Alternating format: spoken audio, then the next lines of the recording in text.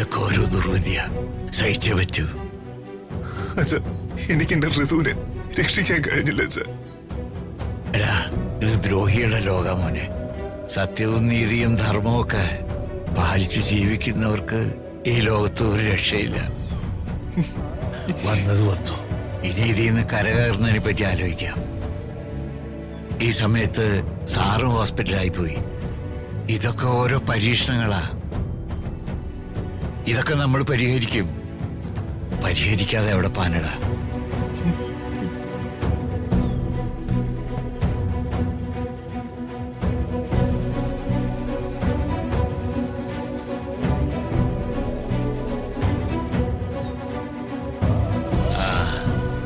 ഇതിന്റെ പിന്നിൽ നീയും നിന്റെ മകനാണെന്ന് എനിക്ക് വ്യക്തമായിട്ട് അറിയാം.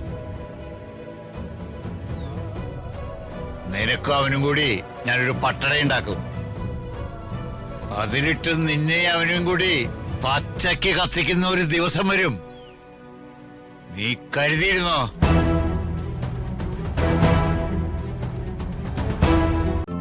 ഇന്ന് തന്നെ ഡൗൺലോഡ് ചെയ്യൂ.